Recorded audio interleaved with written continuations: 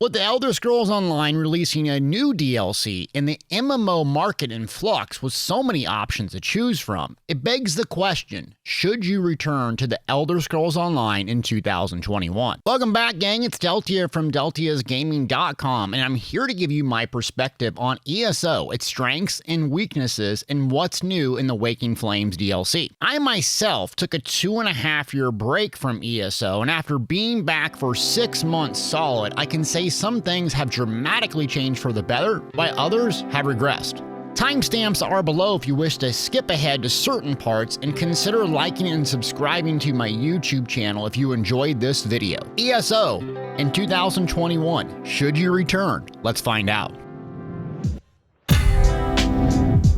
Full disclosure before we get started. 1. I am not affiliated with ZeniMax Online Studios, nor do I get any proceeds from the sale of the game. 2. I earn an income covering the Elder Scrolls Online games with builds, guides, and live streaming. 3. I've been in this game on and off since its early inception in beta, and I currently love it and have no intention of leaving it in the near future. So keep those things in mind when I'm giving my opinions. Now moving on. ESO is an utterly massive game with tons of zones, story, PvE, and PvP, along with other activities to keep you occupied for nearly every second of the day. I'm going to break these down in broad categories into 3 sections and give you some thoughts about each of them. PvE. This includes trials, dungeons, arenas, and questing. PvP. This includes Cyrodiil, Battlegrounds, and Imperial City. Other, this includes crafting, housing, fashion, and trading. Now, there is much more to do in the game beyond that, as MMOs are very robust, but I want to keep this video below 60 minutes, right? Player versus environment, or PvE. There's a reason I started off with this, and that's because it's the best aspect of ESO and the area that gets the most attention by the developers. The strength of ESO's PvE is simply this: there's something for literally everyone. Say you love single-player questing, you could have hundreds of hours playing the entire story, voice-acted mind you, all the way through. Get bored with that, start a new character of course, or add companions to the mix. The replayability of the story alone is worth paying for the copy of the game. This is an area I personally do not focus on, as I play MMOs for different reasons, but I completely wide out each area of the base game, completed all 3 faction stories over 10 times, and the main story too many times to count. Speaking of the main story, to this day, it still feels very a very test Elder Scrolls finale, with an epic hero's journey and a fantastic conclusion with a badass boss you would expect from Elder Scrolls games. If you're a lore nut, the sheer amount of writing, books, text, and hidden details is staggering, adding to the overall canon lore from the Elder Scrolls. Not to mention seeing all different parts of Tamriel makes ESO a fantastic single-player game if you wish it to be that. Speaking of single-player, another aspect that shines in ESO is single-player arenas. Vatashram Hollows, the latest, and Maelstrom Arena. Both can be challenging for different reasons and are a great place to practice your skill and builds in a solo environment. Not to mention the loot is fantastic and is still relevant for endgame gear to this day. Another added benefit is that there is a leaderboard, so you can live inside these arenas and try to push your score, improve, giving folks that love single player but don't care about group an outlet to push performance. Veteran Maelstrom Arena remains one of my 2 favorite pieces of content in the game, and I still try to play it alongside another arena, Dragonstar, at least once a week. Speaking of Dragonstar, see what I did there? This is a 4-player arena similar to Maelstrom and Vatashram in that it has a leaderboard, relevant gear sets, and is just a blast to play, still to this day. Dragonstar Arena in the newest Black Rose Prison will give you an outlet for small group competitive PvE, which is what I enjoy the most, as I'm not a big fan of large-scale group PvE content. It has to be said again that ESO has somehow made more and more sets, yet endgame PvE and PvP sets still remain from some of these arenas that were created in 2016 or so. It's an achievement to keep these sets, to keep this content still relevant to do for the average player, along with being really fun. These stand the test of time. There still is incentive to get the gear beyond the sheer enjoyment of playing the content, and that's the heart of why ESO PvE is so special. They've done a really good job at continuing to ramp up incentives with mementos that give you a special effect, titles to flex how good you are, unique dyes, achievements, and specific items to your house. A lot of these cool collectibles and incentives are tied into dungeons for the Elder Scrolls Online, and my favorite part of PvE. With over 40 dungeons and 2 more coming, Waking Flames DLC, ESO dungeon system is the best I found in any MMO. Variety, depth, difficulty, awesome collectibles, it's a blast to keep on working through them all. But there is a downside, and that's the veteran group dungeon finder. You can either queue as a tank or a healer and get a group quickly, or you can queue as a DPS and check your Instagram for 30 minutes. This creates a sense of urgency among people, thus you'll have folks that will claim they're a healer or a tank, aka a fake tank, and you get an extremely hard dungeon like Fang's Lair with a 19,000 health quote-unquote tank. Sure, you can quit the dungeon, but then you're locked out and forced to wait to re-queue.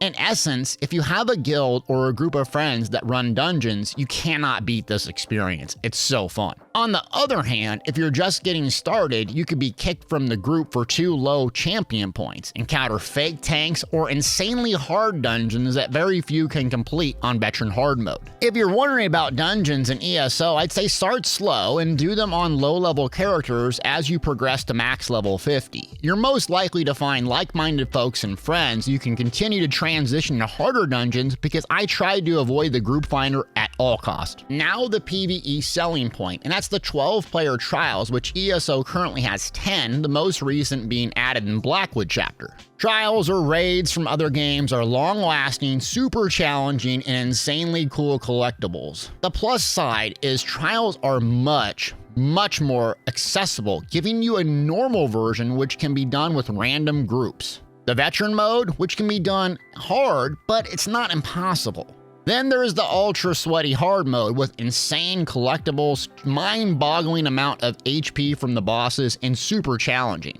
If you love large group play, ESO has a very robust system that is extraordinarily challenging if you want it, but it also feels accessible to the average player, and it hits the sweet spot with accessibility and challenge. Not to mention, it feels like we get a new trial probably every 6 months or so there's something continually being added in a strength of Elder Scrolls Online. And speaking of getting things added, the content cadence for Elder Scrolls Online is insane, with something new every 3 months it seems like, and a chapter once a year. This is one of the drawbacks for PvE for me in Elder Scrolls Online. There's always some massive rebalancing, some new best in slot gear, some new really hard intensive grind every 3 months. Deltia, are you complaining about new content every 3 months? Yes, I think optimizing what we currently have in the game will be better than radical overhauls with new best-in-slot items every 3 months. If you're an average player, you can expect a combination of craftable and overland gear sets to do just fine at endgame, which is level 50 and at least 160 champion points. But if after the best in slot, it seems to change every 3 months and sometimes forces you to complete content you do not like in order to acquire gear relevant to your role. Moreover, the constant massive rework of champion points, armor, skills, gear gets a bit tiresome to keep up with in comparison to other MMOs that do bland stat increases. Take, for instance, the 3 most recent updates. Update 29 added 2 new dungeons and a complete overhaul of champion points. Update 30 added 2 new companions, which needed a massive time commitment to make effective, alongside with a new trial, new best in slot gear for PvE and PvP, along with mythics. Update 31 includes another radical overhaul to armor passives and another addition to champion points. I commend the developers for seeking constant improvement and adjustments, but for the average player, which I'm assuming you are watching this, you're probably someone who doesn't have 10 to 15 to 20 hours a week to farm the latest dungeon, do trials and over, and grind up skill lines like for your companion, and or all of the above. That's the downside of PvE, is the never-ending hamster wheel of quote-unquote keeping up. There is something in ESO that you have to constantly keep doing or you fall behind. But I don't want this opinion to sour the experience. The pros outweigh the cons dramatically, and something that I really enjoy in Elder Scrolls Online, along with making craftable and overland sets somewhat competitive with best in slot, is a good happy medium. The only major downsides I see are the queue finder and the hamster wheel. But let's be real here, this is an MMO we're talking about. And next comes PvP, or player versus player. Remember how I started with PvE being a very positive experience and getting the most attention from the developers? Well, consider PvP the opposite of that. Cyrodiil has largely regressed for me in terms of fun, enjoyment, and performance. In 2015, I had way more fun, and the game still lagged, but the performance was much better, not to mention a much higher population cap, making Cyrodiil feel way more active and alive. Since then, there has been little added, and every time something is added, it seems to decrease the performance and thus reducing the population. Therefore, you end up with a small population with little incentive to take keeps and a mind-numbingly boring outpost to keep fight all day, every day. Remember the massive guild strategies where you'd have 3 or 4 different guilds sieging different keeps all simultaneously while someone else swooped in and got another keep? I rarely if ever see those advanced strategy tactics anymore. Throw in keep recall stones and forward camps, and mobility in Cyrodiil is very high now. This is great for fast action, but it's bad for general and commander's tactics, with multiple large groups swarming different areas and coordinated attacks. What you end up with eventually is faction stacking at one keep or outpost and lagging the entire service in the experience. The issue with Cyrodiil bluntly is this: it's some of the most fun I've ever had in game when it works. I'm still waiting for Cyrodiil to work well in terms of performance and spend 75% of my time looking for fun action, only to be disappointed. Thus, I have a message for you if you're watching this. If you're wondering if lag has improved, nope. It's gotten worse, and if that's the reason you left ESO, I frankly would not return until it improves. Next is Battlegrounds, an aspect I really enjoy, and it's instance-based, 4v4v4 with a variety of maps and game modes. The upside is Battlegrounds are quick and fun, and you can expect instant action, and most part of the game performs well with very small instance-based environment. So it's the opposite of Cyrodiil. Queue up, you're in the middle of the fight, go for 10-15 minutes, it's over with and done. The downside, there's almost no incentives to do Battlegrounds repeatedly, unlike PvE. Sure, there are a few collectibles, but there's no god tier gear set, there's no Emperor achievement throne to collect, and if you just enjoy the content, it's really fun. You'll also find, what should we call them? Quote-unquote very serious players inside Battlegrounds once you hit a high enough score MMR. This can ruin some people's enjoyment, and I usually just go do something else if it gets too sweaty. Another downside to Battlegrounds is the lack of population both on PC NA and EU, which I play on both servers. The more you play, the higher your score, and eventually you get matched against the same 15 people that play day and night. With no cross-server compatibility with Xbox and PlayStation, ESO just doesn't have the robust matchmaking of a serious PvP game. Do I enjoy Battlegrounds? Absolutely, I love them to death and play nearly every day. I just know going in that there's going to be some bad and good. I'll probably fight the same folks I do every day. I'll probably get 4 Dawnbreakers to my face, and it will perform well. And I won't have to ride my horse for 15 minutes in order to fight. Lastly, we have an Imperial City Sewers, which is a blend of PvE and PvP. This was my favorite update and my favorite zone currently in Elder Scrolls Online. From the lore, the quest, the incentives, and the thrill of combat with other players going on at any time, it's just simply amazing.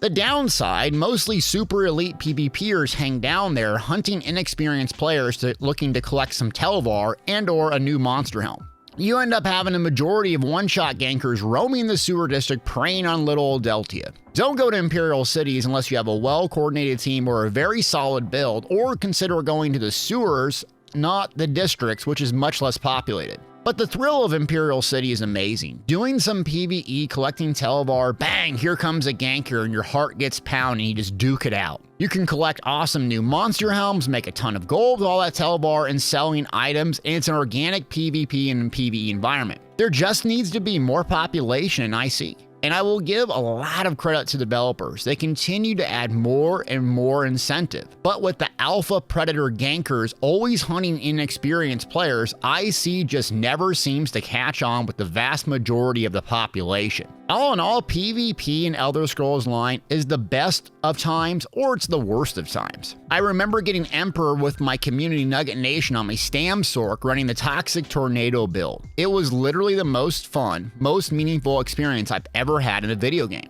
You form a bond, a community, camaraderie that PvE just does not give me. But with the state of Cyrodiil, it's very hard for me to take my time and attention away from PvE or BGs, and I'm still waiting for it to get fixed. Well, if you made it this far in the video, I thank you, and now we're going to talk about some of the other aspects, and one specifically that's blowing me away, and that's housing. One item in ESO I didn't touch after its inception, and with the help of Swankery and others, I started to embrace this element of the game. It's so robust, so dynamic, so detailed, you could legitimately pay $60 as a standalone game for it. The only real gaming housing experience I had was from Fallout 4, where I build up forts to defend against super mutants, and I thought that was detailed. After learning the basics of housing in ESO, I realized there was an order of magnitude more complex and nuanced than anything I've ever seen. Not to mention the incentives to do everything in the game tie in so well with housing. An example of this is touring a house with a giant warhorn. I immediately said, I need that for my house. Come to find out, I needed to beat Falkreath Dungeon on Veteran and apparently hadn't done it on one of my particular characters. I immediately formed up a group, completed a trifecta run, and got my warhorn and started building. In essence, this gives me much more incentive and drive to complete dungeons and PvP achievements,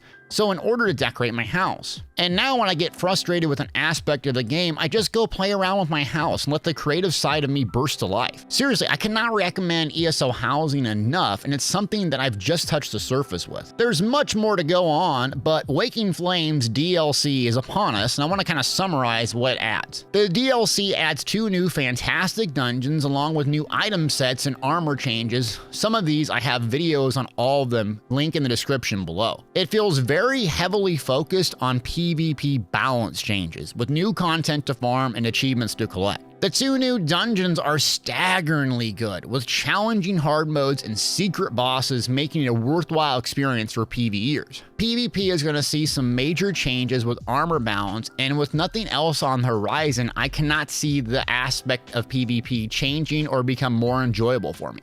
My recommendation, with all this word soup, do I recommend coming back to ESO?